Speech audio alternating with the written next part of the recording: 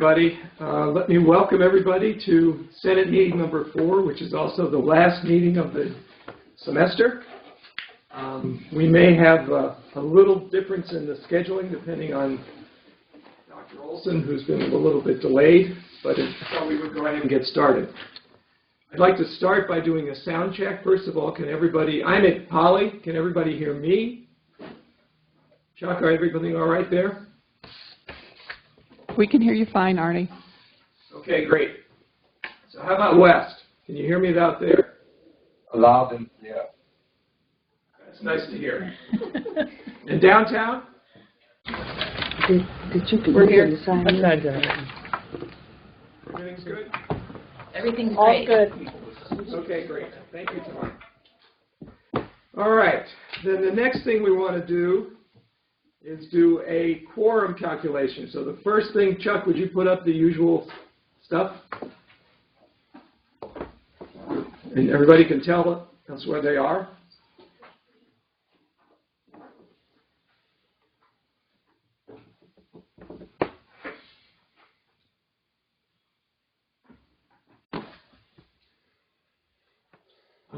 I really can't see the pictures, so Chuck, you're going to have to kind of honcho this. Okay, Arnie. They're still going up a little bit, 77 right now. Okay. Okay. He's going to come down and help you there, Hugh. Arnie, we have a couple of clicker problems here at Tempe, so just hang on 1 second. Sure.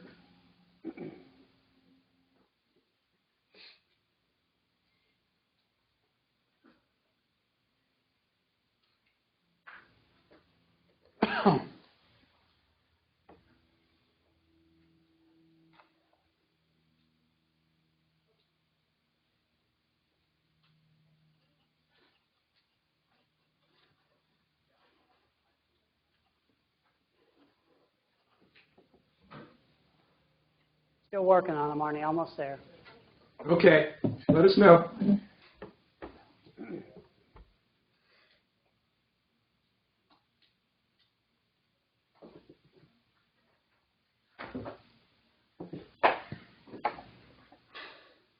By the way, I'm assuming we don't have problems at the other campuses. I hope that's correct. So we've got 96. I'll close the vote. Thank you. 7 at West, 11 here. Could be right. 11 we're getting out here. So. All right, I think we've got everybody accounted for here, so that's good. Okay, then we will try the usual. Actually, it's not the usual question. This is one that comes from the Senate office. So go ahead and put that one up, if you would, Chuck.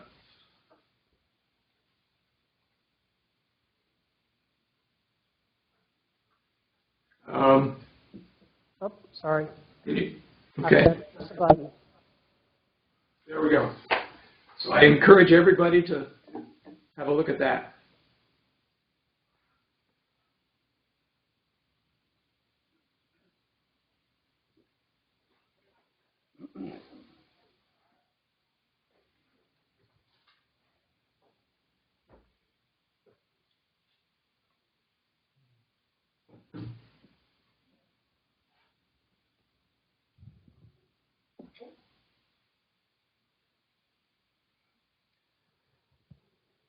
Votes are still coming in, Arnie.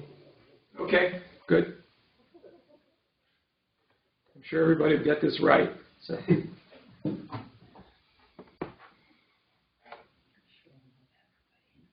Okay, last call. We've got 93 votes. Well, a lot of people got it right, but not everybody. Why don't you tell them the right answer, Chuck? It's all of these places is the correct answer. We are duly authorized through all the various levels. Okay, before we get started on everything else, let me emphasize to people a couple of things. If we lose the picture, but we keep the audio, we'll continue. If we lose the audio, we'll take a 10-minute break. And if we're still out, then we'll have to call the meeting. But I haven't seen that happen in quite some time, so I think we're good. If you are in another campus, please feel free to be rude and butt in, because I can't necessarily see everybody or even everybody's hands. So especially the folks who have the responsibility at the other campuses, go ahead and be rude. And we'll see how things go after that. And finally, if you do want to speak, identify yourself, please, and your unit. That way we can get the minutes right. And we're still talking about how we're going to circulate the minutes on a regular basis, but that'll be for another time. Chuck, is Morgan there yet? Yes, Morgan's here, Arnie. Great. Well, then let me introduce Morgan Olson, who is the Executive Vice President and Treasurer, as well as the CFO of Arizona State University, and he has some remarks about a very exciting project as well as some other things. So go ahead, take it away.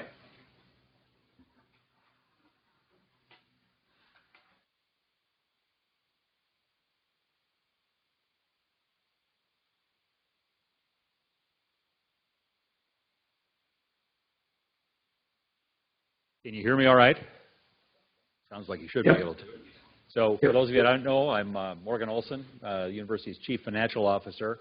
I do have a little presentation for you this afternoon. As your chair indicated, I wanted to talk to you a little bit about Novus, which is the branded name that has been created for the ASU Athletic Facilities District. And I'll tell you a little bit more about what that means.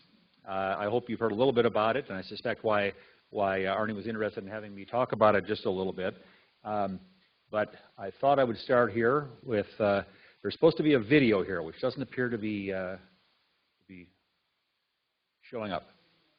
Yeah, okay, well, so there was a cool video that I will not show you, so well, just trust me, it was awesome and you would have loved it. But what I did want to do is sort of orient you to what we're doing and why we're doing it. So Novus is the brand name for this district that we were authorized to create by the Legislative Assembly back in 2010.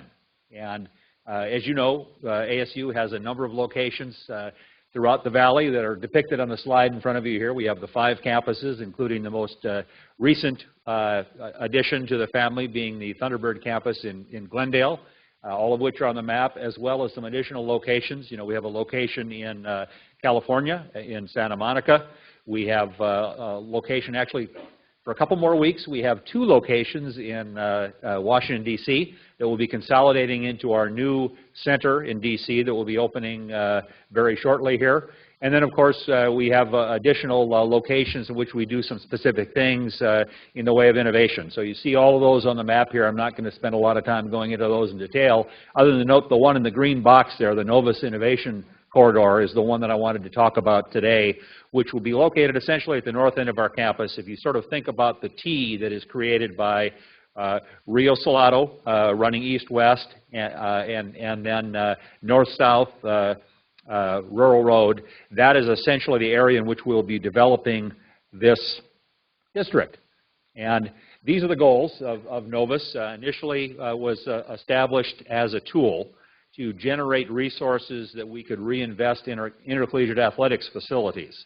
As some of you may have heard President Crow say a time or two, you know, there's some irony. Of course, we have all of the big professional sports here in the Valley. Some of us are fans of one or more of those, but they are all for-profit enterprises, and all of them have had some level and type of private or rather public investment, usually in their facilities, et cetera.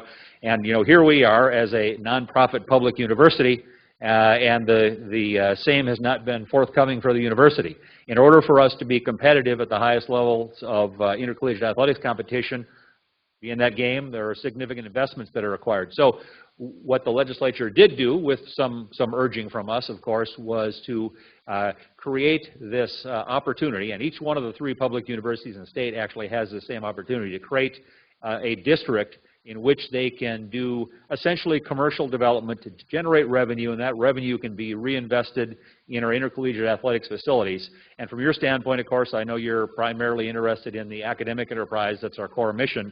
What that does help us do is ensure that you know, we are not using resources that ought to be focused entirely on teaching and learning and research and public service And so it's a nice opportunity from that standpoint, really kind of a tool or an instrumentality. That's how we started thinking about this, but really we realized pretty quickly it was much more of an opportunity than that, and that's how we're now thinking about it, why it's been branded Novus, and why we're intending to do some of the things you see on the slide here in terms of creating this urban mixed-use smart city development at the Tempe campus.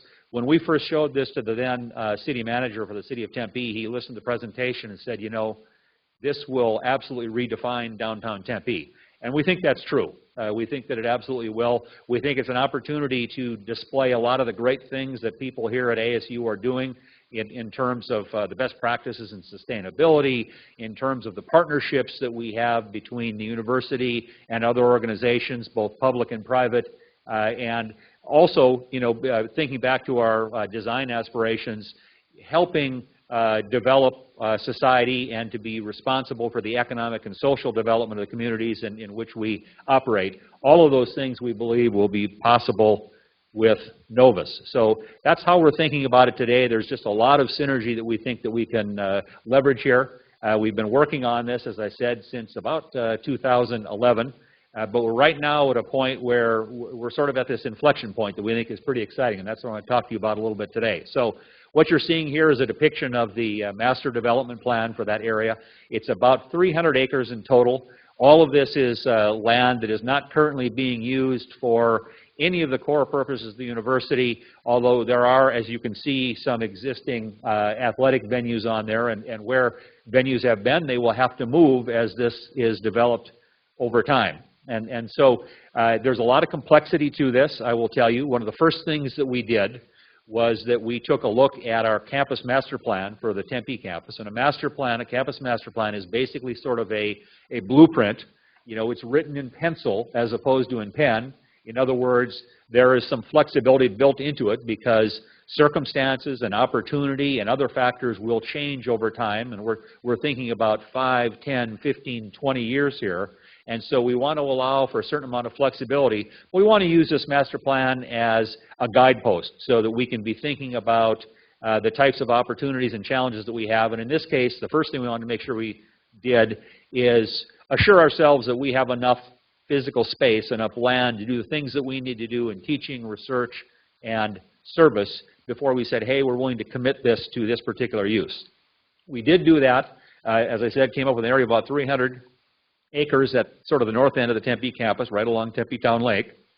We also, though, had to layer this with other plans. So clearly, we have athletic facilities in this area. So athletics also has a facilities master plan. We needed to make sure that we weren't in a situation where we had to say to a given team, soccer team, just to pick one for example, well gosh, we don't know where you're going to play next year because we're going to build apartments where your field is. That was not going to work. So we had to make sure that everything in terms of facilities master plan for athletics accommodated student athlete needs and the needs that we have, you know, when we serve as a host to the community, as we often do for our intercollegiate athletic events. And then finally, we also had to sort of interweave this with what's happening with downtown Tempe. Those of you who hang around in Tempe, I've been here about 9 years. It's almost mind-boggling how much change that there's been, and that the arc of that change, I think, has accelerated in the last 3-4 years. I mean, something as simple as, you know, within walking distance of my building, you know, the options for where to go to lunch, I think they've multiplied at least threefold in the time that I've been here, which is less than a decade. And so just one example of the physical change that we're seeing. So we had to make sure that all of those things fit together. And of course, the city of Tempe, for very good reasons, was interested in how that was going to work, various aspects of the university, et cetera. So we were sort of layering in 3 different physical planning elements here in terms of putting this together. And of course, at the end of the day, this also has to be responsive to what the needs are from the community in terms of, you know, opportunities for developing particular types of space, et cetera. This next chart is a little bit busy, and you may not be able to read all the print on it from the back of the room at least, so apologize in advance for that. But what this shows is the various types of projects that we believe will be in this area. And remember again, this is largely for other uses other than core university purposes here. But we're going to have commercial office buildings here that we think will be a nice opportunity, for example, for companies that are interested in working with the university in various ways. Maybe it's commercializing intellectual property that was created at ASU, and they want to be close to that and close to the creators of that IP. This will be an opportunity for that to occur. We have a broad range of partnerships with public and private sector organizations. We believe this will be an opportunity for them as well. So you can see that. You also can see that we anticipate having multifamily residential here. This is not intended to be student housing, although we would not prohibit students from living here, but our target profile actually is for people who are already out in the working world. May be great for faculty and staff, may be great for people who are close to their places of employment, but we are trying to incorporate the best principles of new urbanism so that we don't perpetuate the sprawl that's already occurred in the valley as it has in other large population centers in the U.S., but we give an opportunity for people to live close to where they work and where they play. So with respect to that play part, we anticipate that there will be hospitality and service retail and places to eat that will be involved here as well. And then, of course, we have to locate all of our athletic venues. So you see sort of the dark green areas there, and I'm not going to go into great detail with this today, but every sport that needs to be supported, whether it's teams like our new women's lacrosse or our men's ice hockey teams, or if it's things that we've known about for a long, long time, men's and women's basketball, all of those need to be accommodated, and it needs to be done in a sequence where we're not essentially, putting somebody out before we have a new place that will be equal or better for them to go. So a lot of stuff happening there. You can kind of see the whole area here. As a general principle, as we get closer, as we go north toward Tempe Town Lake, the height of buildings is expected to go higher. You already see that starting to happen. It's part of the city of Tempe's general plan. It's where the market seems to want to go, and so we anticipate that this will develop in that way as well.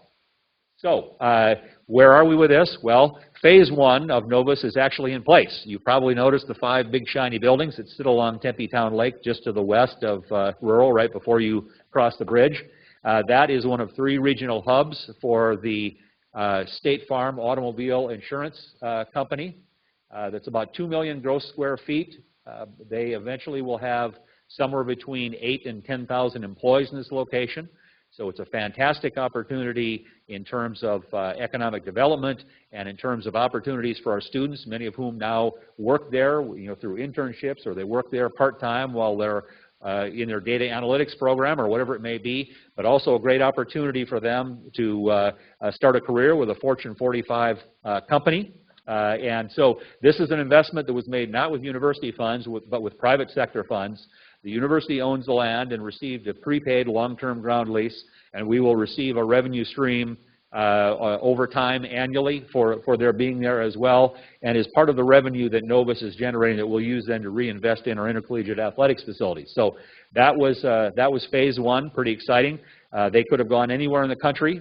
State Farm ultimately chose to locate in Atlanta, a suburb of Dallas, and Tempe, Arizona. And so that was hotly contested, and we were really pleased to come out on the right end of that one. And now all we have to do is do that a whole bunch more times. So phase two, some of you may have been here this weekend. That is Sun Devil Stadium, and one of the first areas, in fact it is the first area in which we are investing some of this revenue stream. We are making a significant investment in Sun Devil Stadium. We've already we've got one more phase that started today. Last game was on Saturday. We rolled in today, and we will be demolishing the lower bowl on the east side, new seating. We'll create more space between the upper and lower bowls where we'll put in some additional premium amenities, much as has occurred on the west side of the stadium. Behind the upper east bowl, you kind of see a depiction there of some space.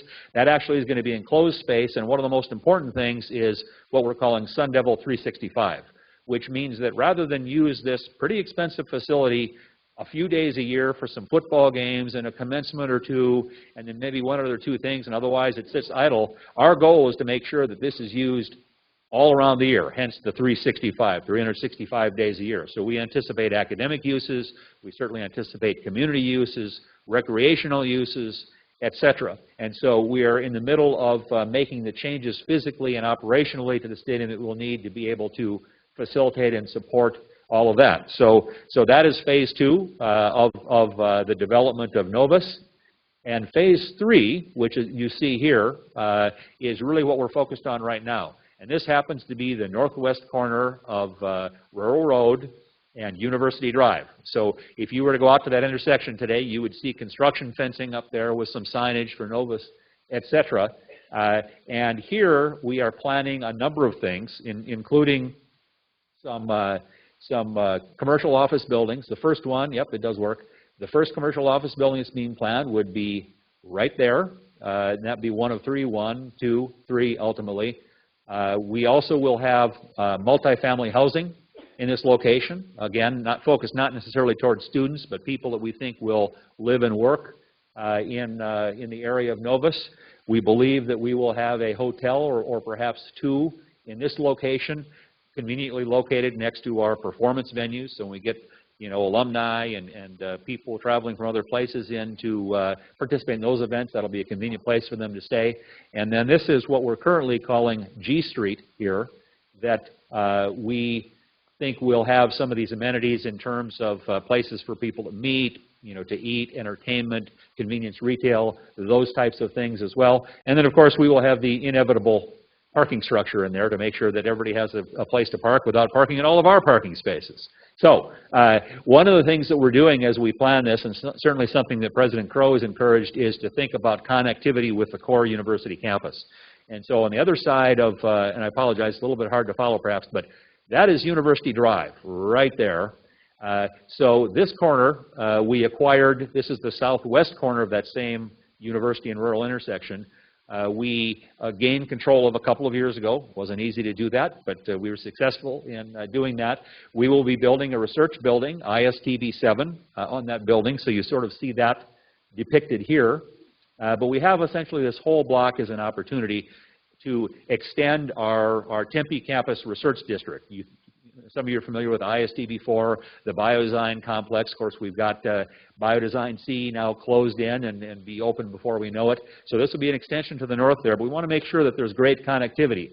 So we have sort of our mini equivalent of the High Line, the New York City High Line here, which ideally will span the street, you know, so you don't have to play Frogger trying to get through the east-west traffic on University, and will allow for people physically to move back and forth between Novus and the research part of our campus easily. So very focused on this right now, and we are hopeful that multifamily will be coming out of the ground within the next year, and the first commercial office building not much longer than that. Here is a conception, not a full design, but a conception of what ISTB-7 might look like. And again, this will host the Global Institute of Sustainability, so we expect it to be sort of an exemplar or the reflection of best practices of sustainability. We keep raising the bar there. As some of you know, we opened the Student Pavilion, which was the university's first net zero building. In other words, it generates more energy than it uses. Pretty exciting. And again, another LEED, probably LEED Platinum certified building as well. But we want this building that is going to host faculty and others who are working on sustainability and other things like energy, food, and water issues. You know, we want them to be in a showcase building that reflects the best practices and opportunities in those areas. And so this is a concept of how that might look. And just again, to orient yourself, that would be university going that way and rural kind of going that way. And you can sort of see again the conception of the span over university to make it easy to get back and forth. Here is a look at G Street from University to the north, give you sort of a sense. Again, these are still renderings, conceptions. We're right in the middle of detailed design on this, but you can see sort of the street level experience with the opportunity for people to meet and to collaborate, discuss ideas, etc. Similarly, another depiction of the area, we want this to be seen as a place where people are eager to come. And again, another alternative view of that, you can get a sense for how some of the buildings might look. In this area, we expect the buildings will probably be in the 4 to 6 story range, and then higher, maybe 15 stories or more as we get out toward the lake, similar to what you're starting to see develop there as well. And the final slide here that I would just mention very quickly is one of the things that we've really focused on to a significant extent is the interconnectivity. And that would be true whether you're in a vehicle, you're riding a bike. You know, we have over 17,000 bicycles on this campus that are pretty hard to avoid, sometimes literally as well as figuratively on this campus. So we have an opportunity here, we think, to design in, you know, dedicated bike lanes, and we're going to try to do that to the maximum extent that we can. But we also want this to be very walkable, and we want there to be corridors for people to do that. And you can kind of see some of those called out, because we want this to be a place where it's easy for people to get together, it's easy for people to collaborate. It would be a great location for people who are so inclined, you know, to live fairly close to where they work, and then if they want to take, you know, their family out to dinner or to do some shopping, that type of thing, that they'll be able to do that as well. So that's the short and sweet of it on Novus. We think you'll be hearing a lot more about that as time goes on here, but for those of us who hang out on the Tempe campus, it's, you know, it's going to be more of the same. In other words, more physical change in the environment, and you know, it's a little bit like highway construction, no pain, no gain. But at the end of the day, we think it will also result in a much better place for all of us in terms of being a great place to live and to work and do the other things that we do in our lives. So I will stop with that, and Arnie, I'm not sure if you're presiding there someplace or what, but if there are questions, I'd be happy to address them. I think we can take one question from each campus if you like. Let me see what we've got. West, any questions there? Yes, we do have one. We actually have a question about the West Campus, which has about 100 acres of empty land. So we are curious if there are any plans for these 200 acres. Okay, I think I heard at least part of that. I think what was asked about is we've got some additional acreage on the West Campus. Does the university have any plans for that? Did I sort of get it? Yes. Yes, you got it. Yeah, so we have a master plan, a campus master plan for each one of our campuses, certainly including the West Campus. And you know, the university has made some significant investments in the West Campus. We've probably put about $60 million of capital investment into the West Campus in the last 4 or 5 years. We have created what President Crow likes to call an academic village, by which he means that we have purpose-built residential housing for first-year students. We have an accompanying dining hall, and we have a place for students to you know, maintain their physical selves in our Sun Devil Fitness there. It's an absolutely gorgeous facility, all in sort of a co-located area. But the questioner is right. You know, we do have significant additional acreage, and yes, at some point, I'm sure we will use that in productive ways. We only have one athletic facilities district opportunity. That's what the law provides, and we've decided for a variety of reasons that would be in Tempe. But I could anticipate that there will come a time where there will be the right opportunity there for things that will be accretive to the university experience at the West Campus. So what do I mean by that? What I mean is that we expect that campus to grow. You know, our plans are that we're going to have at least 15,000 students at the West Campus, and so we want all of the infrastructure to grow, so that's a great experience for all Sun Devils. We would like to see some additional you know, convenience amenities. It might be housing. It might be some residential. We've had some other business-related ideas that have been suggested. And, you know, one of the things about that type of development is that, you know, the demand has to be there. You know, the market demand is very important, but I anticipate that some of that land there will, at the appropriate time, develop in a way similar to some of the things we're talking about here with the Tempe campus. But we will, you know, we wouldn't, without naming any names, there are things that we could probably do today that we might make some money on, but we don't think they would be the right things for the long-term physical development of the ASU West community, the university community, and so we probably wouldn't do those, and we're waiting for exactly the right opportunity. And when that comes, obviously we'll be happy to share that with people, because we've made a significant investment there, and we expect that campus to grow. Okay, downtown. Yes, one of our senators raised the question about the impact of traffic. That's already an impacted area. How do you plan to address that? Well, that is a great question. The question was about traffic. How do we anticipate addressing that?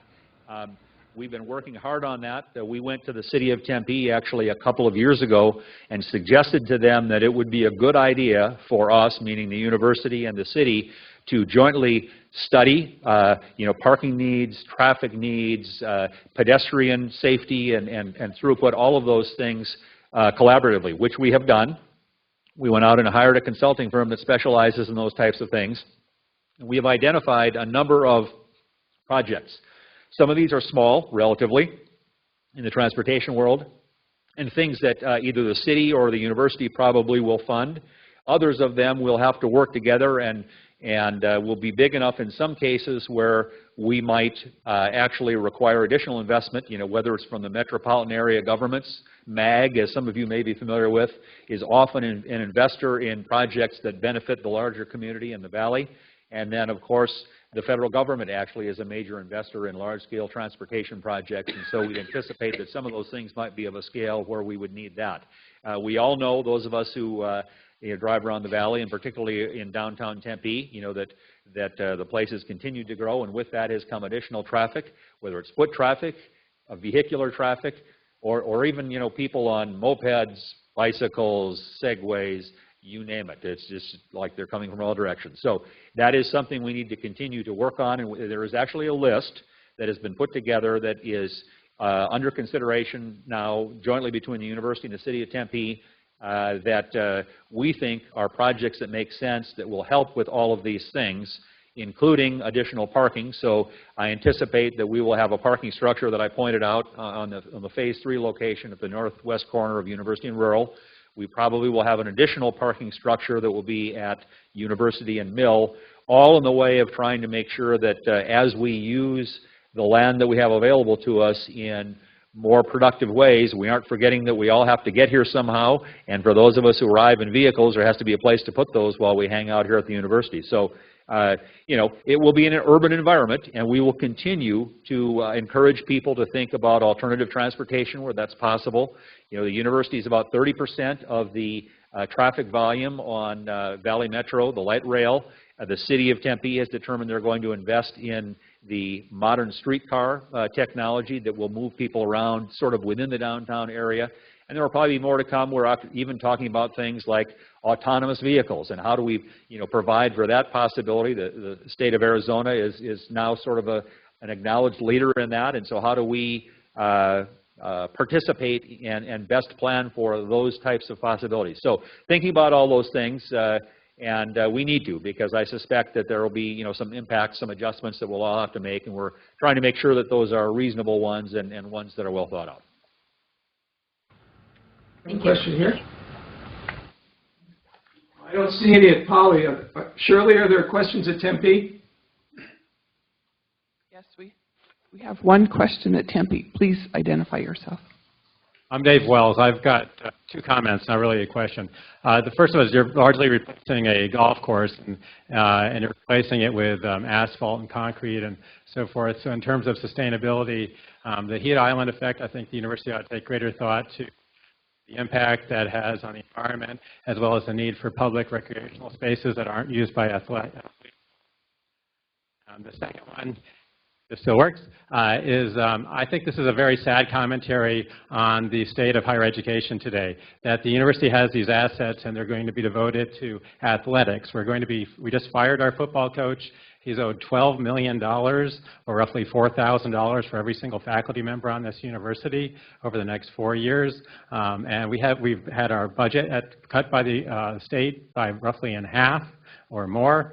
And we have this nice asset, and instead it's going to be used for athletics instead of for broader higher education purposes. And I think that's very sad. Thank you. Yeah, thanks for your comment. So I will try to address a little bit your first suggestion with respect to sustainability.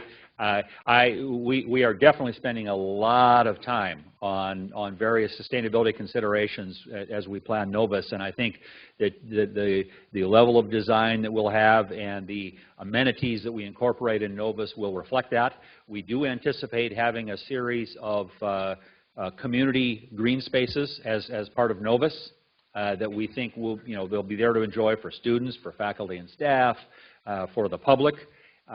We will have more, hardscape, if you will, and I don't think there's any question about that. We provided, for another golf course. The Papago Golf Course is now being managed by a nonprofit entity that the university created, so that will be a place for Sun Devil men's and women's golf to play. One could probably make the argument that there's some benefit from that as well. We know that housing and similar developments actually use about half the water that agriculture and golf courses use. So from a water use standpoint, that will be beneficial.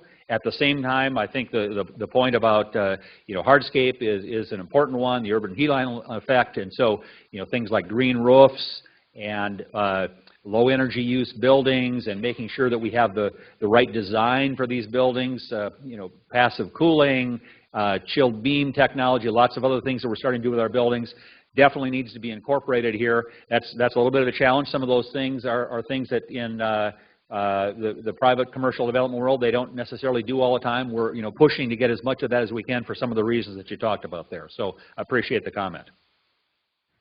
Okay.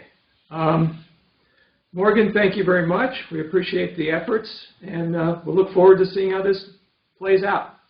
Absolutely. So I should thank Morgan, please.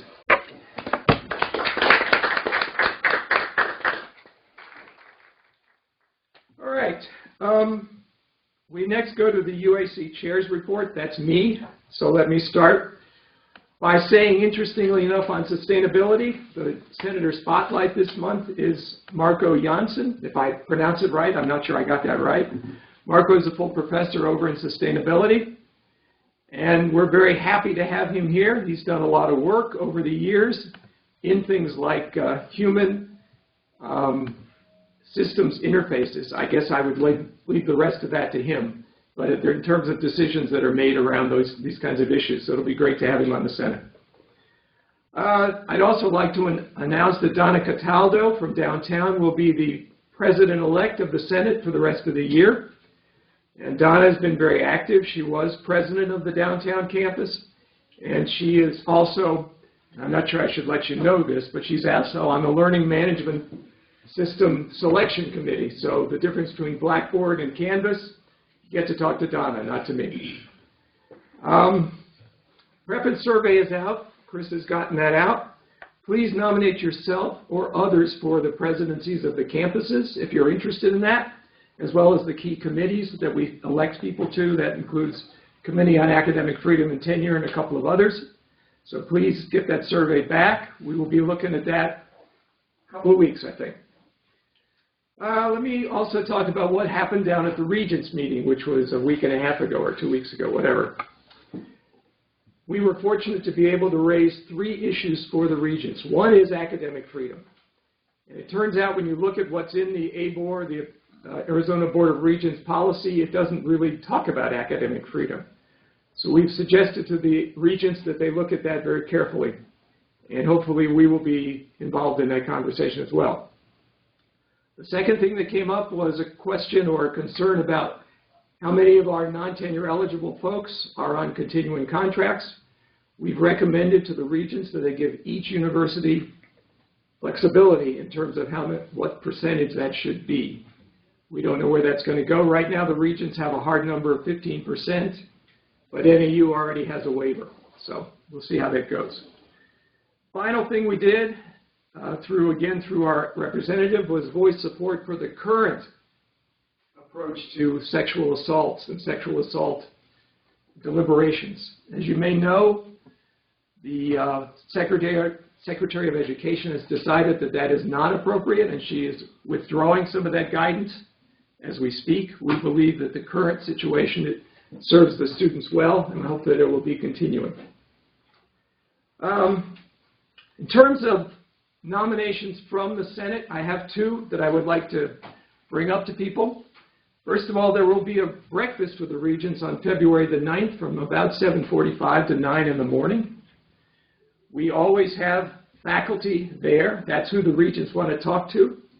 So if you are interested in doing that and have something you would like to say, not in terms of policy, but in terms of things you would like to showcase that you're doing at the university, innovative things, exciting things, things that really engage the students, I would encourage you to nominate yourself or get your senators to nominate you. And we will be happy to look at that. There's a limited number of seats, so there will be a selection process, and don't ask me what that's going to be like because I don't know. It depends on who we get. Second thing is we have a general education task force forming under Vice Provost Fred Corey. I would ask you again, if you're interested in participating in that reevaluation of general education, that you get with me or with your senators. Since we have mostly senators in the room, I should say you nominate somebody from your units as well. Again, we have a limited number of seats on that, and we will be looking at selections pretty fast because Fred needs to get started, or so I understand the provost has told him. So we need to get him started. We will have a committee co-chair for the faculty as well as regular committee members on that. So please let us know in the Senate office if you have people you think will do well on a general education task force. We're looking for a variety of disciplines on that one. Okay. Service recognition letters will go out. I signed them last week in front of the TV. So they will go out in December, and they can be reflected in your annual evaluation so that your various unit heads will understand that there is a significant investment of time to be part of the Senate. Finally, if you have, I will just give you a general notice that if there are concerns about course adoptions, in other words, as you look at the courses that are planned to be on the consent agenda, which we publish every month, please let us know in the Senate office, because we will do everything we can to make sure that everybody is represented if those course discussions take place at the Senate. So anybody who has concerns about a particular course, let us know. Please do that by noon on Friday before the Senate meeting so that we can coordinate any considerations that we may have.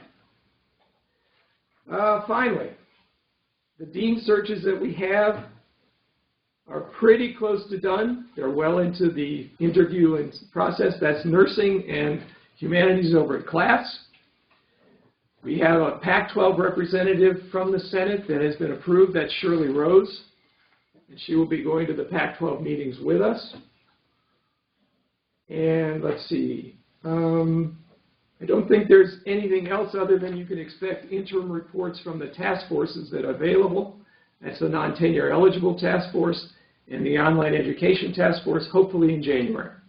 So we will see what things look like. I've been going to the meetings, and I can tell you they've been lively.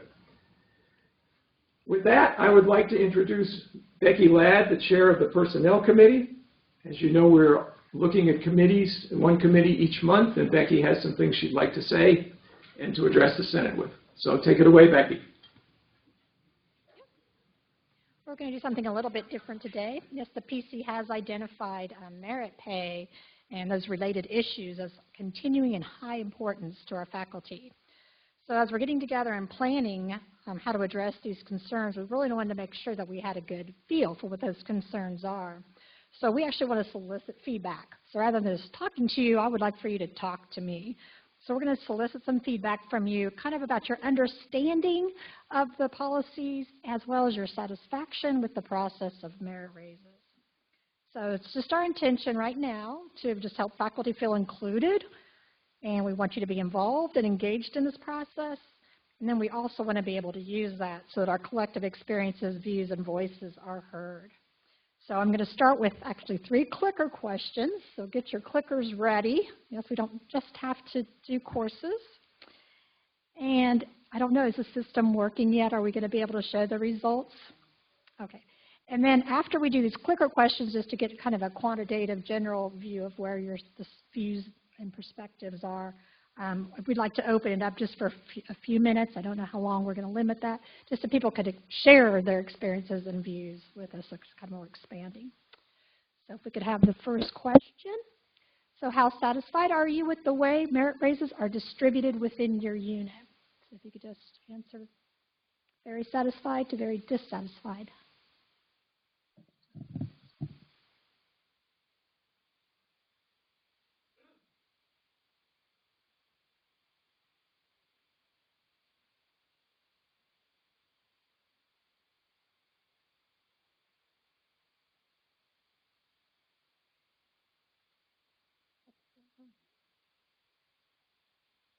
sounds good. Oh, 101. We have Last 103. call on the votes. We'll close it now. Okay, and we're going to be able to keep this, looks like we're a little near on the dissatisfied, neutral to dissatisfied. Okay, let's go ahead and put the second question up.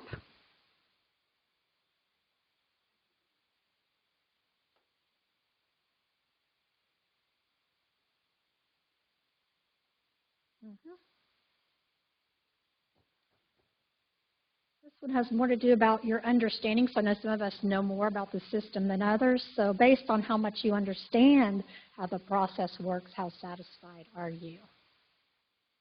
So the first two are about being very aware.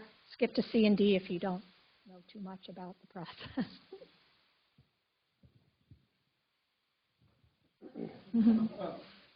Then we'll have an open forum.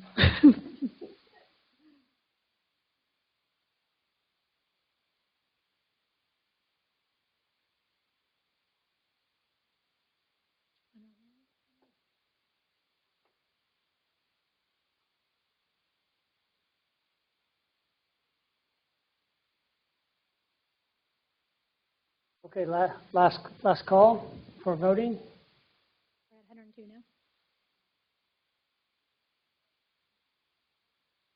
So most of you know very little but want to know more. Okay, that's good. And the last clicker question.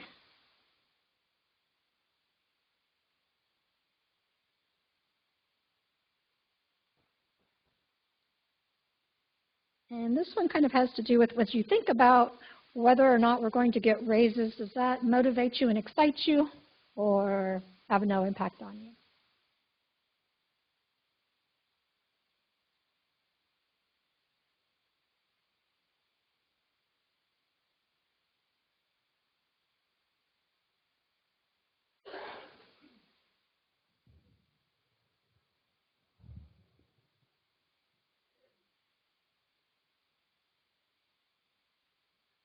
All right, last call for voting. Great. No impact. Wow, that increases. Okay. Hopefully those of you that say decreases might talk to us at the mic. Let us know why that might be. Okay, let's open up the floor. Just take, should I start at Polly perhaps? See if there are Yeah, why don't we start here? Anybody have a comment? or issues that you'd like for us to consider in the Personnel Committee? Or things about transparency process? I don't see any questions here, so go ahead, Becky. Okay, how about West?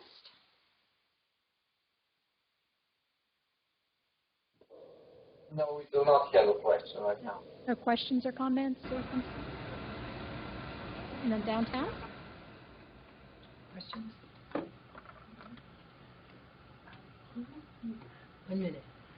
How do, maybe this is something that people don't know, but how is the performance of FAR related to the parent increase? Are you preparing questions or should we be hearing? Yeah, so the question is, how is the performance to Evaluation to the merit evaluation? How is the FAR, basically how is performance evaluation of the FAR related to a merit increase? So the question is, how is the FAR related to the merit increase? So how basically do our annual reports, how do those map on? So what we can ask then is for transparency and what that has to do with the merit increases. So how do our units use that? Good question. I think that speaks to our motivation to what to. Okay, anything else? If you were asking, wanting an answer, I don't have that for you. Anything in Tempe then that you would like to consider? And you also may email me. And hope this was somewhat engaging or fun. Does anybody have feedback on that? Would you like more questions from your chairs? More involvement? Oh, that's a rhetorical question.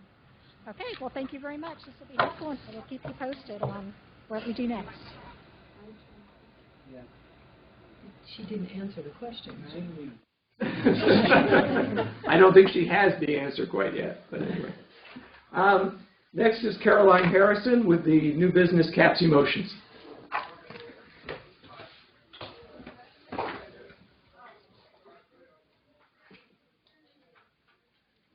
Thank you.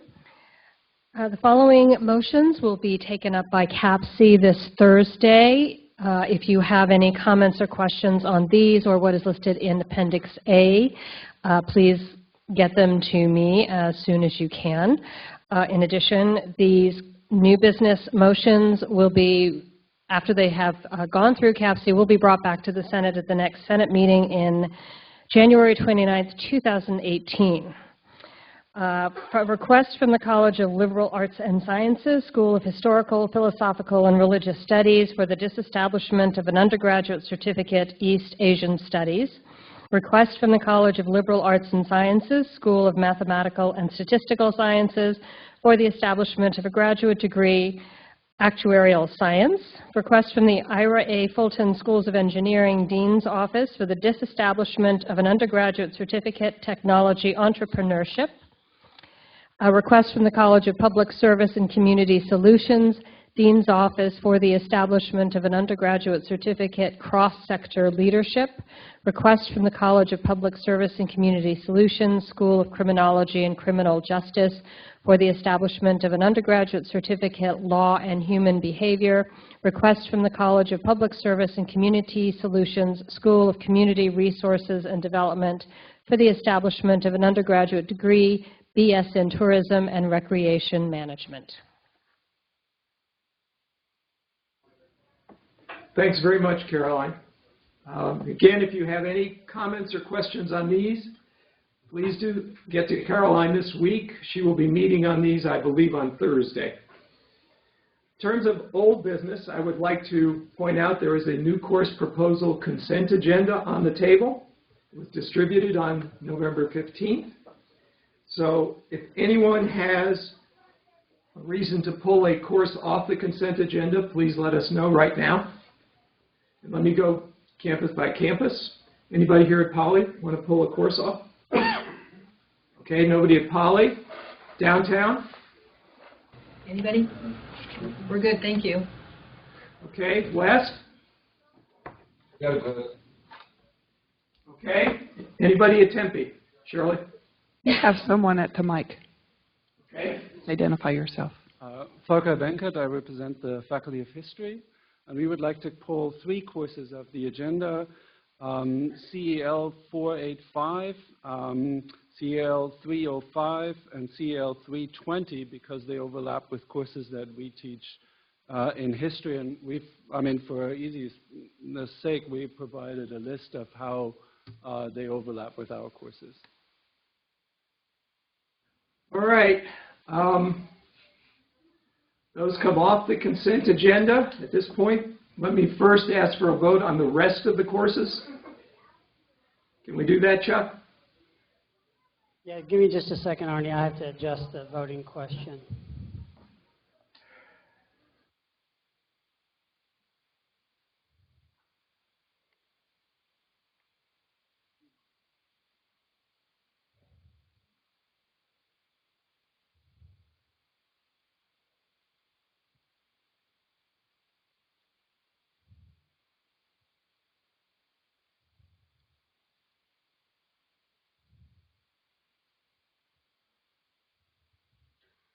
Can I request from the chair to speak? Arnie, we have another person at the mic here in Tempe. Okay, that's fine. Who else is it, please? Okay.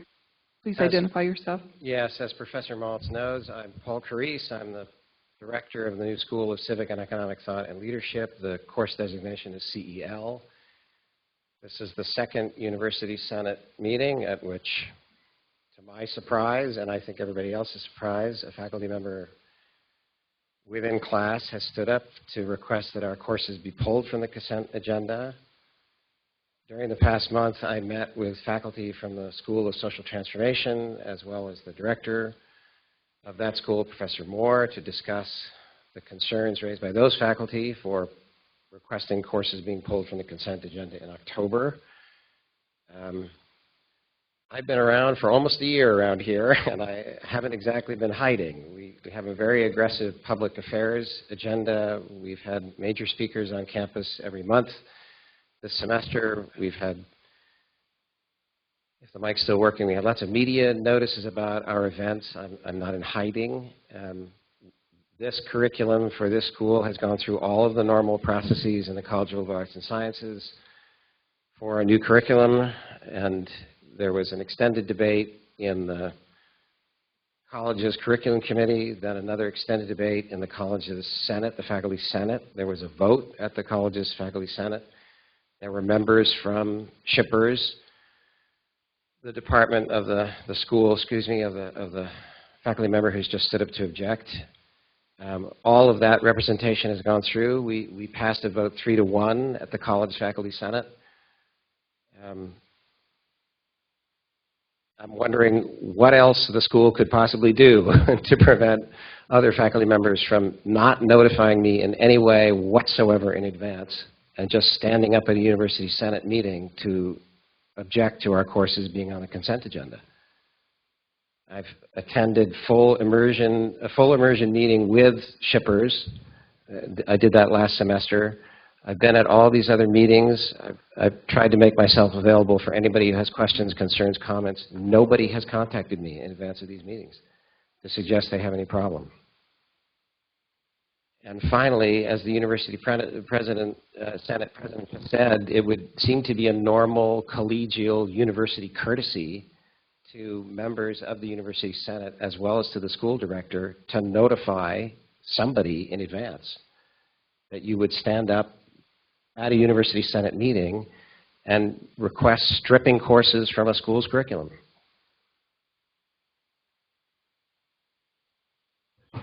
One other request, can we take a vote on whether or not, I mean, is it unilaterally one faculty Senate member can stand up and request courses be withdrawn, or can the Senate vote on this? Excuse me. This is a parliamentarian. I have a point of order. We need to first vote on the consent agenda as it is without the items that were pulled. Then we can go into a discussion of the items that were pulled. Chuck, please put up that consent agenda slide without the 3 courses, and let's get that out of the way. Okay, for the benefit of the Senate, I'll read this because the font never comes up big when I do a custom question. So, do you approve the new course proposal consent agenda minus courses CEL 485, 305, and 320? Yes. Click A, no, B, C, abstain.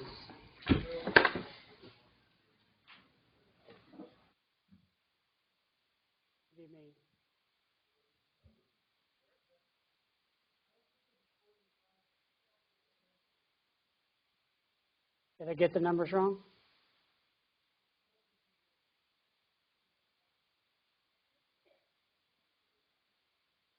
I have minus courses CEL 485, 305, and 320.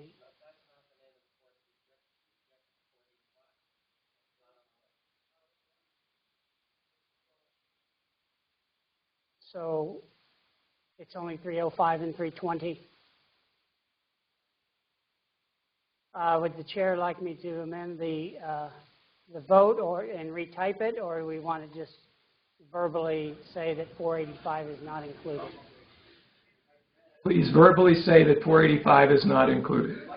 Okay, this vote is to approve the consent agenda with CEL 305 and 320 removed.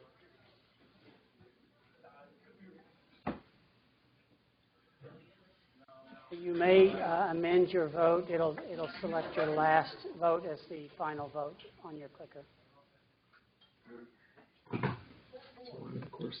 What did she say? Arnie, there's 102 responses, so last call. So the consent agenda passes, 91 yes, 2 no, 9 abstain. All right. So now we return to the discussion of the other two courses. And let me point out again that we asked specifically that we have prior notice of this. And that was made very clear after the last Senate meeting. Now, we are fortunate in this case that Professor Carice could be available, but understand that if he had not been available, this would have been a rerun of last time. So with that, let me open up the discussion. Shirley, I think you're probably going to have to handle it for Tempe. Are there any questions, concerns here at Poly? Excuse me, Arnie, Poly? before we start. Uh-huh. I think we should follow the typical rules of debate according to Robert's rules. Each person Right. gets a maximum of 2 bites at the apple. Okay. So it's not going to be a back and forth discussion. It will be a debate on the pros and the cons of accepting or not accepting this. Thank you, Denise. I appreciate it. Somebody has to keep me straight somehow or other. It's not easy. Just ask my wife. But anyway, I don't see any discussion here at Poly. Oh, yes, there is some. Hang on. This is Barbara Kinnish from the College of Education. What actually is the procedure? Can one person dissent and remove a course? Is that our policy? Denise, you want to talk to that? Yes, anything that is on a consent agenda. A consent agenda is basically things that are non-controversial. And so it's supposed to make the meetings go faster. If somebody does object to something that is on a consent agenda, they can pull it off for no reason. And then For no reason? For no reason. And it doesn't have to Okay. be seconded, nothing. That's just the rule. They can pull it off for no reason so that a discussion or debate can be had for that particular item. And then further, the assumption on the courses on the consent agenda is that they have been voted on by the faculty in that program, the curriculum committee in that college, and the college's senate, should there be such a thing. Is that correct? That is correct, and that's why it's put on the consent agenda, because it has already gone through all these gatekeepers. And how would it get on there if it didn't go through those gatekeepers? It can't. It can't. It cannot. It has to have gone through. It has. But people still can pull it, just because that's the rule. Senators, keep in mind, pulling it doesn't mean it doesn't get a vote. It only means that it's going to be up for discussion and then voted on after discussion. So pulling it doesn't mean throwing it away or not handling it or dealing with it. To reiterate what Chuck is saying, after we have the comments, we will have a vote on these two courses. Okay. Again, I don't see any other comments at Poly. Is there comments over at West? No, we do not have any comments. Okay. Downtown? Comments? No comments downtown? Okay, but I believe there were people still at the mic in Tempe. So Shirley, would you take it away? We have someone at the mic at Tempe. Please identify yourself. I'm Phil Vandermeer from the Emeritus College. Just to reiterate the point about this, why this comes for a vote, it's because at every level of this process, faculty have the right to voice their opinions about curriculum. This is the most important thing we do. It's something that's enshrined in university governance. We decide about that. So I was contacted by history faculty, and on these two courses, I would just say they look incredibly close. 305, history this is classical political philosophy and statesmanship, the Greeks. History 439 is Athenian democracy.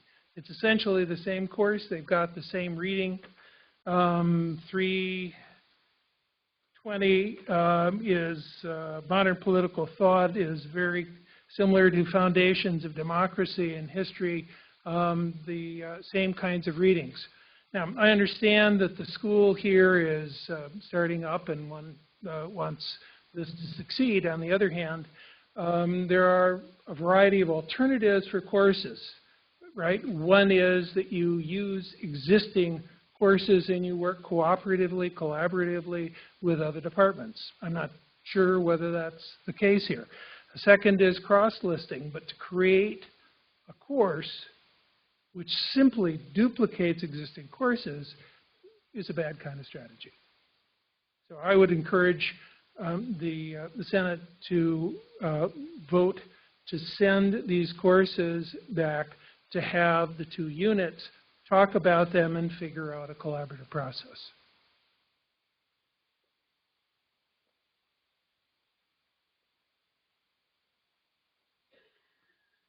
Paul Carice, the Director for the School of Civic and Economic Thought and Leadership.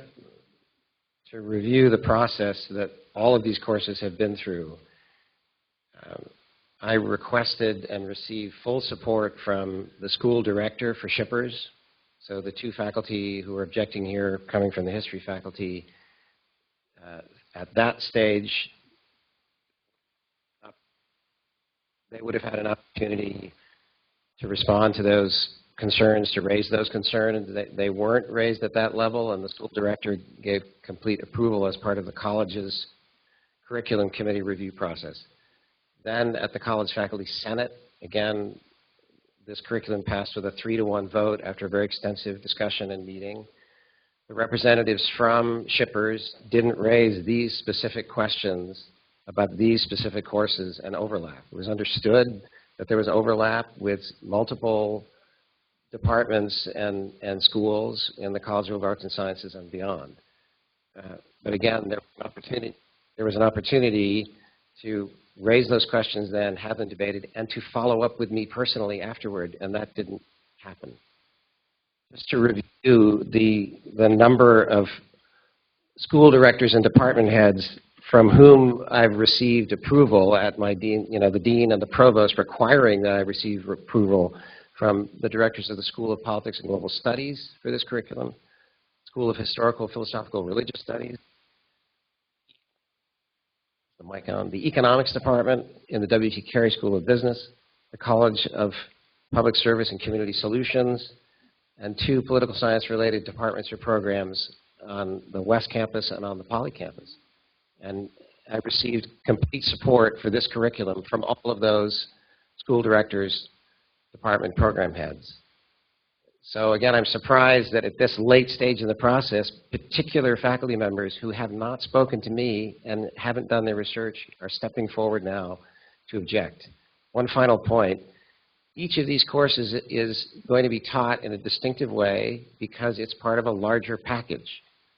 I don't know of any curriculum quite like this in any department or program on ASU or any other college campus. This combination of history of moral and political thought, American political and constitutional thought, history of economic thought, all pointed toward a focus on leadership, statesmanship in the private sector, leadership and service in the public sector. That's a distinctive approach. Each particular course is a part of a distinctive package. And so you could list the syllabus. The readings could be identical. The courses could be quite different. Thank you. We have another person at the mic. Please identify yourself again. Yeah, Volker Benkert, History. I'll take my second bite from the apple. Just to clarify a few things, it's not just me stepping forward as a random faculty member, but we had a faculty meeting on Wednesday where we discussed and voted on how to proceed. Secondly, I want to clarify that the letter that my school director wrote in support of the school, as Professor Carice has mentioned, I've seen this letter. This letter is a general consent to the school and its curriculum, but it does not specify the courses. We, I think, make a very constructive argument here saying that certain courses overlap with what we're doing. And as a result of that, we are asking for these courses to be pulled. What do we aim to get from that? We hope for a continued conversation about these specific courses, and it is not at all an argument against the school. But it is fact that we have a certificate housed in our school that is very similar, also older than what the new school will be doing, and it should not come as a surprise that we seek to protect that.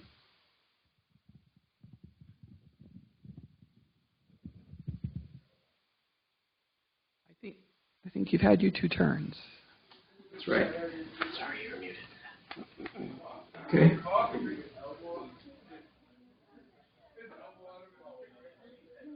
We have Denise at the mic now. Oh, Right. I should use mine. Yeah, good. Denise, you could come up here.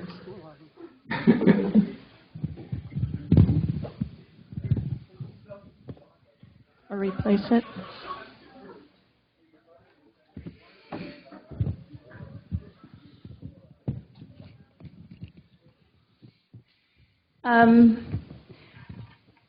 I'm all about process, and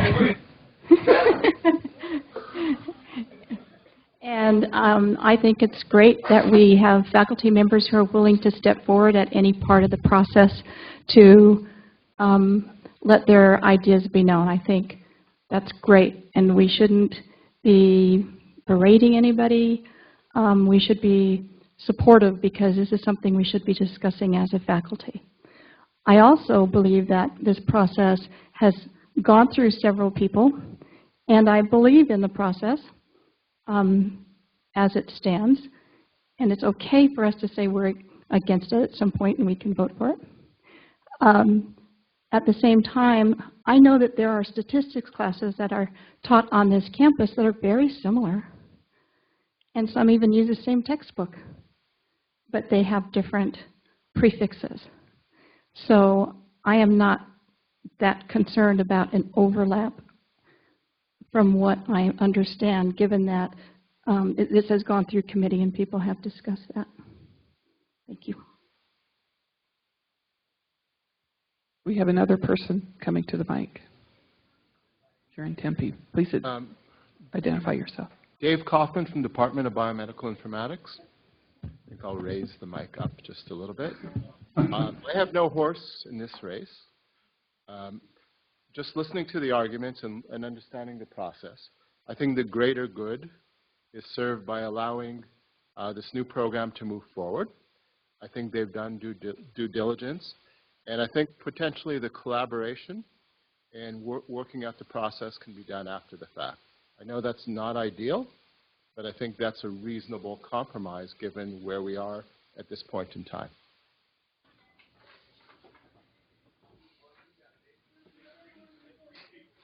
Anyone else? It looks like we have one other person coming to the mic. If we're being asked to vote for this, I'm Hugh Barnaby from Electrical Engineering. If we're being asked to vote for this, we need to see what specific numbers. I mean, I just think I just heard them once on the list. And then I need to see what courses in history are conflicting with them. I feel like I'm completely ignorant here. There's no way I can vote for anything. I would be an immediate abstain. So please give us more information before we move forward. Who has that information, please?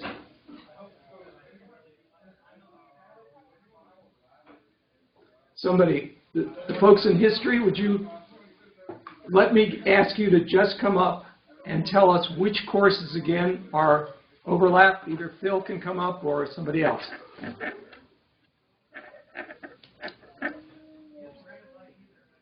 Okay, so this is my third bite. So we are concerned about CAL 305, Classical Political Philosophy and Statesmanship, the Greeks, and we believe that this overlaps with HST 439, Athenian Democracy.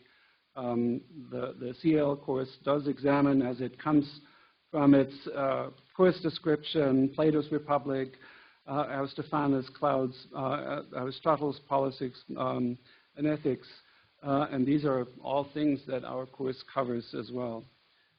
And the second course that we seek to poll is CAL 320, Modern Political Thoughts, Origins and Debates about Liberty, which we believe clashes with HST 112, Foundations of Democracies, which is the introductory course to our aforementioned certificate. Thank you.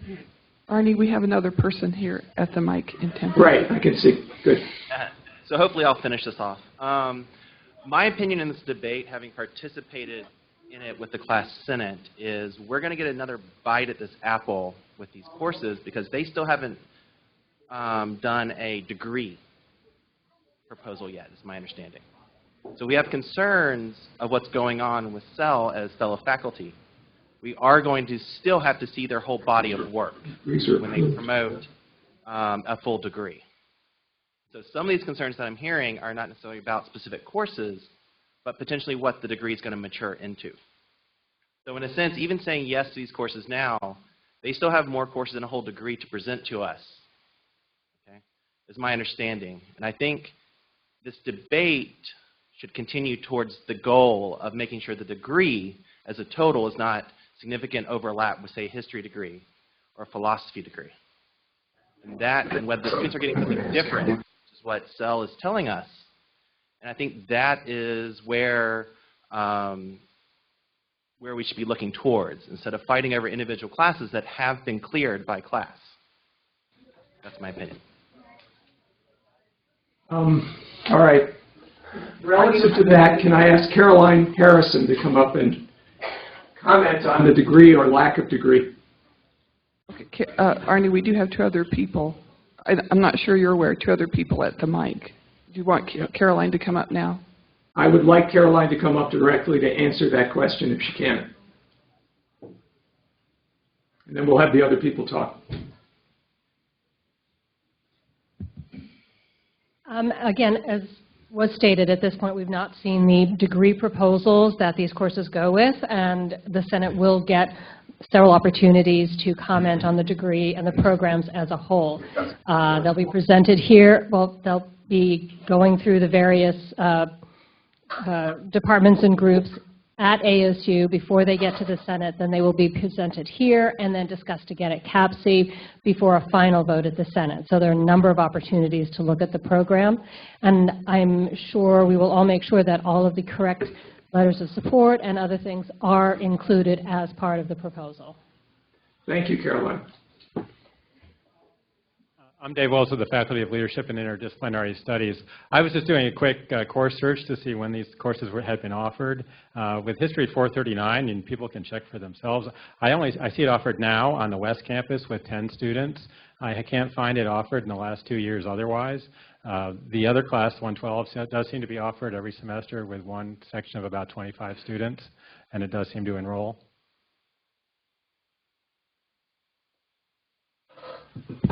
Joan McGregor. I'm the president-elect from Tempe.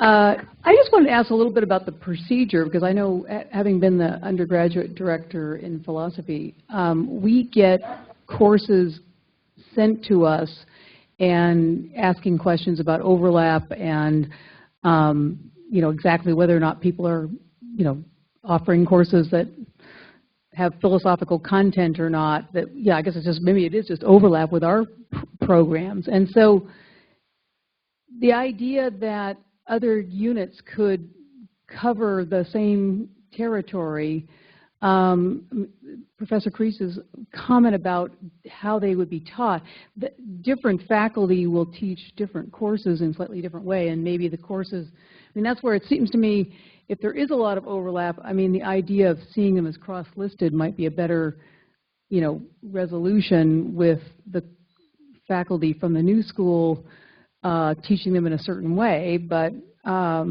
this kind of muddies the water of what we're really being asked when we're sent courses for our comment on them. That was my understanding. What we were doing was seeing whether or not particular courses have overlap with a particular unit's purview. So ultimately, history has an interest in these courses and has faculty who teach them regularly. And if there's enough students, and they could be cross-listed, that's fine. But I guess I'm just wondering. I don't know what happened at the college level, but I think there's enough question here that I'd like to know why we couldn't just see this as kind of working together and cross-listing these courses.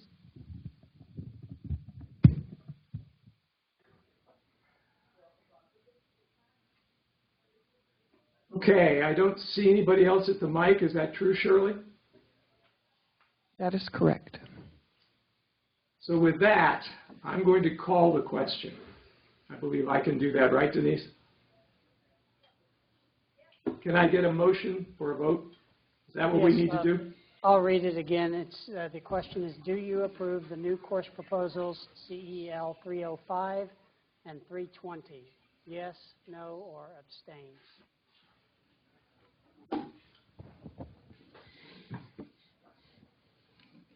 We can vote. Yes.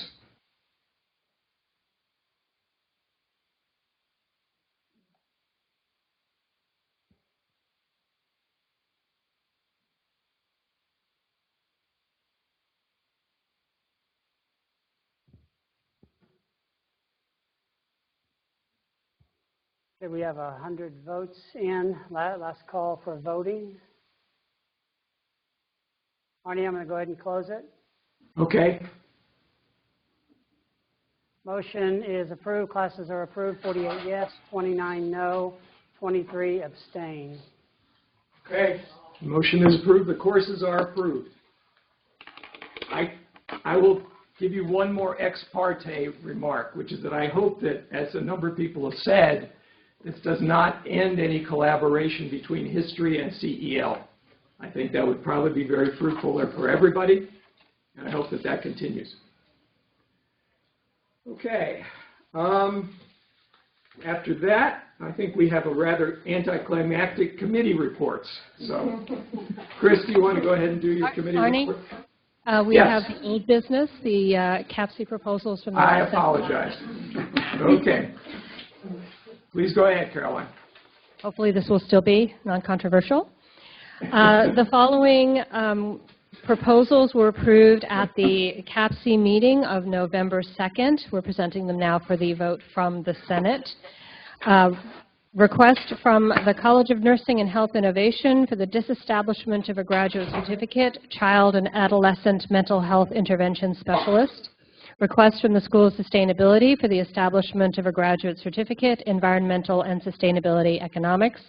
Request from the W.P. Carey School of Business, Morrison School of Agribusiness for the establishment of an undergraduate certificate, Risk Management. Okay, comments on these proposals? Let's start in downtown. Anything downtown? Nothing downtown, thank you. Here at Poly, anybody? Nothing here. West? No comment. And anything? Oh, please, there is. Wait a minute. With respect to the risk management, they're proposing, but it looks like their focus is on economic risk management or overall risk management? Do we have somebody from Morrison here? I'm pretty sure I know the answer, but please go ahead. It's more on economics. Okay, because risk management is kind of the way it's written. I'm just looking at it. It's broad and maybe further problems again down in the future. So redefining it maybe to economic risk management would be much more focused and prevent down the road episodes like what we saw. Just a suggestion. Okay, fair enough. It's a good suggestion. I wondered the same, to be very honest with you, when I saw it. But anyway, other comments at Tempe? No questions. No questions at Tempe? All right, Chuck, go ahead and put up the resolution, please.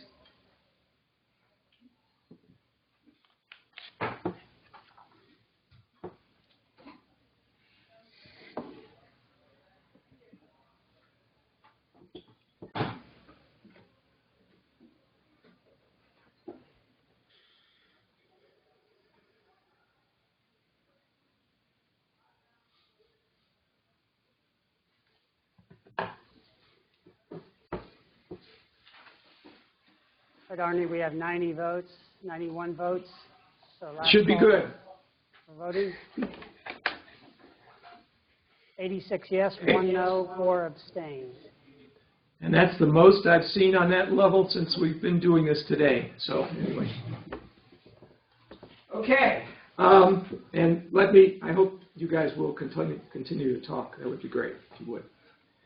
All right, now we have committee reports, and Chris Kaselka is the first person to do that.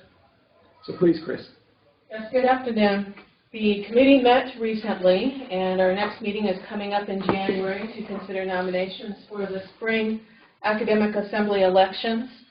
At the elections, we will be electing a new campus president-elect, as well as new members for CAF, Governance Grievance, and the AP Grievance Committee. There was a survey that was recently distributed to the Academic Assembly asking for nominations. So senators, if you would, please ask your colleagues to consider self-nominating or encouraging your units to nominate others for these important offices. The deadline to nominate is Wednesday, December 6th. So thank you so much for your participation in this process. The committee looks forward to receiving those nominations. Thank you, Chris. And let me emphasize again that this is the key to a lot of things that happen in this Senate and in shared governance. And as somebody who's been through all of those various rungs, I can tell you it's a useful and worthwhile exercise. Okay. To reiterate, it's December 6th, is that right? That we want everything back? That's right. December 6th, everybody. Okay, now we have a committee report from University Services and Facilities. Thurman Lockhart, please.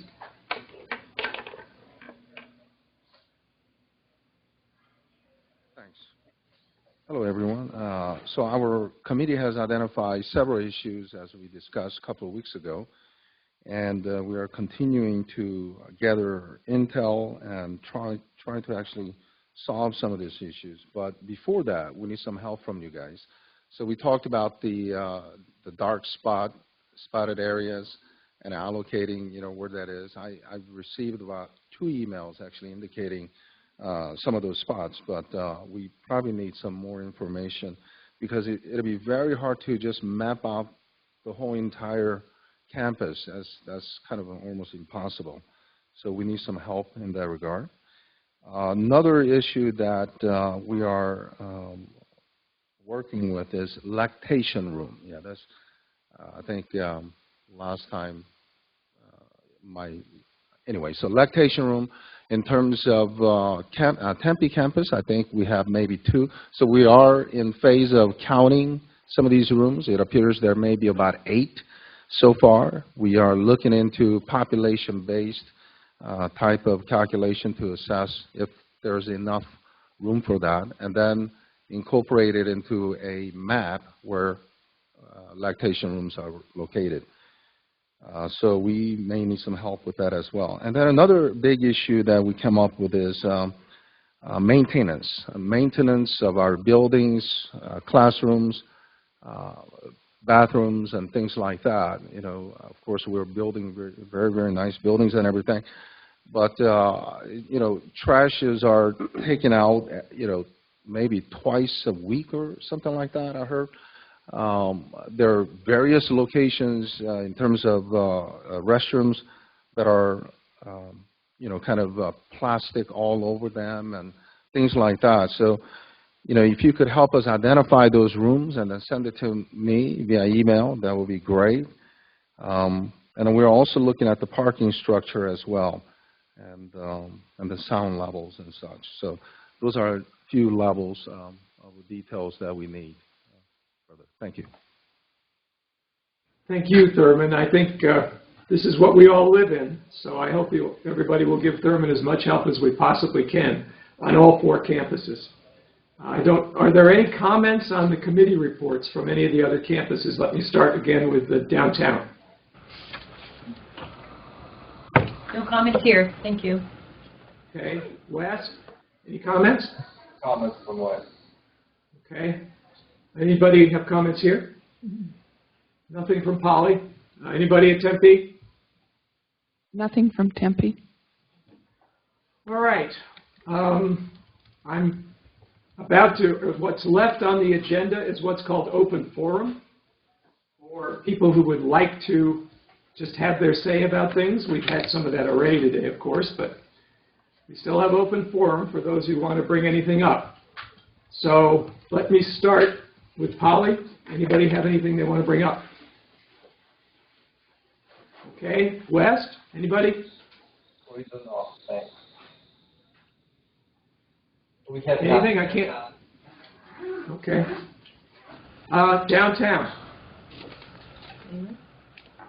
Thank you. Shirley, anything at Tempe? Yes, we have 2 people in line at the mic. Okay. Please introduce yourself. James Lyons, School of Earth and Space Exploration.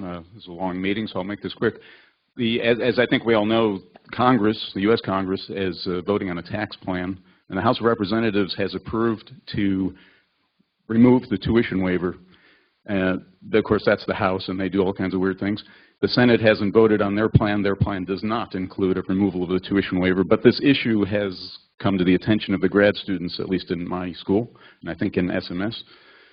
School of Molecular Sciences, and they're concerned. And I'm just, what the impact will be, just to cut to the chase, about a $3,000 decrease in their stipend, effective, assuming a tuition of about $25,000 or so.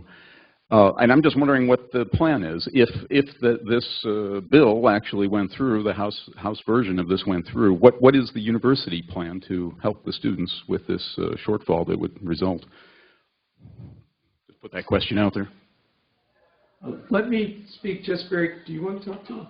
No. Okay, let me make a note about that. First of all, I will ask again about the backup plan, but I do know that the provost has told me that we are looking very actively to lobby against this in Washington, that he's preparing some information for everybody about it, and I guess we ought to stay tuned on that process. But thanks for bringing it up. It's a pretty important thing to all of our graduate students, I would say.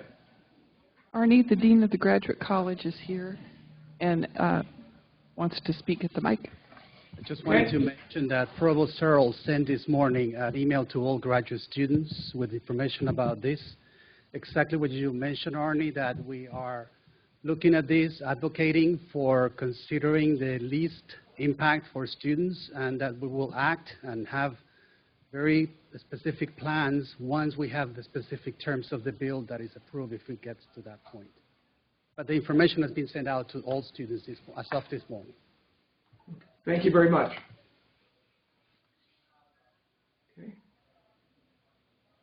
Stefania Tracogna from mathematics. My concern is not as important as the one that was just brought up, but anyway, I've been asked by my unit to bring it up to the Senate. So currently, it's the issue policy that all online students have a picture on file. However, this policy is not enforced. Instructors teaching online courses in my units have reported that more than 70% of students do not have a picture on file. And this is an issue with regards to academic integrity. I contacted the SunCard office, and this is what they told me. I'm quoting here. Our office does not have any way to implement this policy. We do not have the ability to put holds on students' accounts or prevent them from services until this is done. We have inquired about this in the past, but the requests have been denied. So the obvious question would be why it was denied, but I have a more practical question, which is if a USU cannot implement this policy, can the instructor do it? Can the instructors put a clause in the syllabus stating that grades will be withheld until students have an official picture on file? And if students still do not comply, can the instructors actually go through with it and withhold the grades? Well, I certainly don't know the answer to that one. I do know that I've brought this up to Fred Corey. I don't know where it's gone beyond that. And Deborah, you don't have anything on it? So we'll have to take that back to the administration, and we'll try to get you an answer. I appreciate it. Thanks for bringing it up, because academic integrity continues to be a significant issue. We hope to have an interim report from that organization sometime in January or February. Anybody else? Well, thank you all. I think we're adjourned.